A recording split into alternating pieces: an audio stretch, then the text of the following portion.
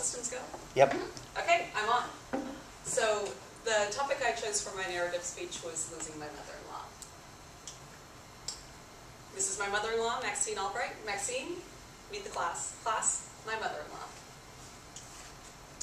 Just a brief outline so you can have a sense of who my mother-in-law was. She was 88, so lived to a nice, long life.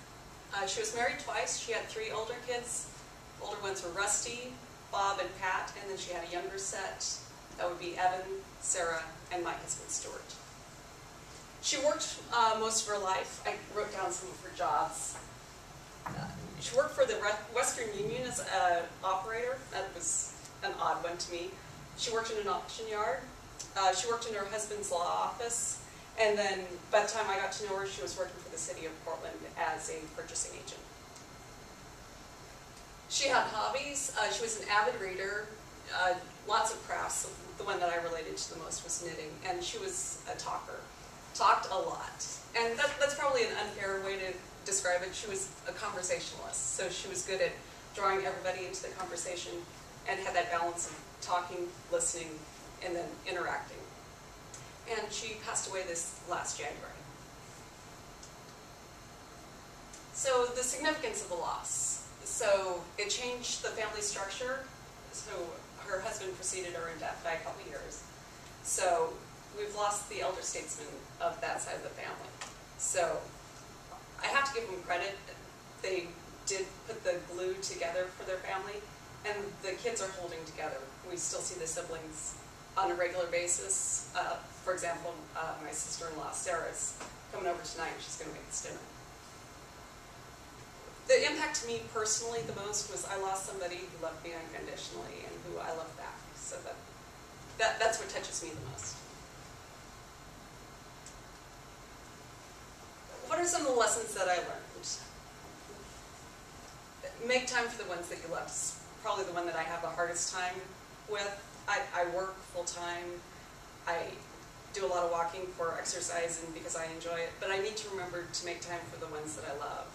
And I also have the bad habit of always trying to get all the chores done before I'll sit down and spend time with my son and husband.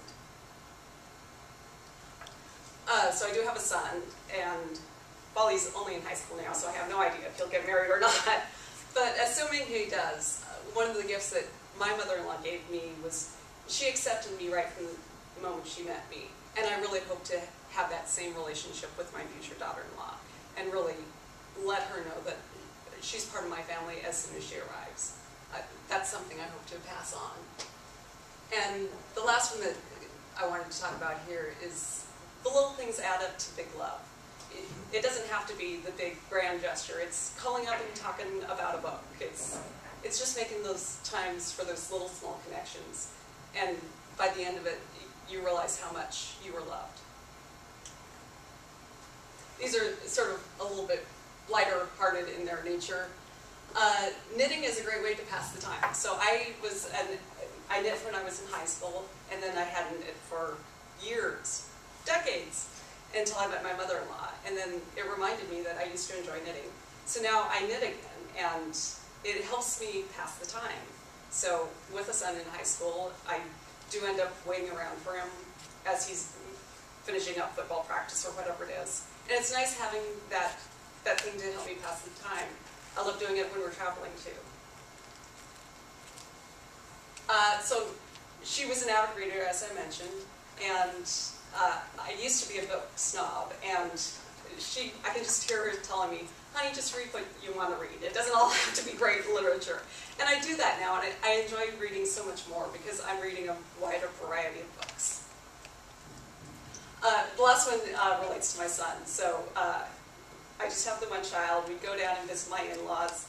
They were in an assisted living situation, and we'd get to talking about politics or something, and he'd get bored and a little fidgety, and she'd always have a handful of change ready for him, and she'd send him on the errand, which was a grand adventure to him, going down the hall to the vending machines and getting us all something to eat. So Maxine, in addition to being a conversationalist, she was involved in community theater and really knew how to own the stage. So I would like to use Maxine as my public speaking role model and help me own this stage when I'm up here. And I'm going to end with a picture of her as Elizabeth the Queen from when she was doing community theater. Thank you.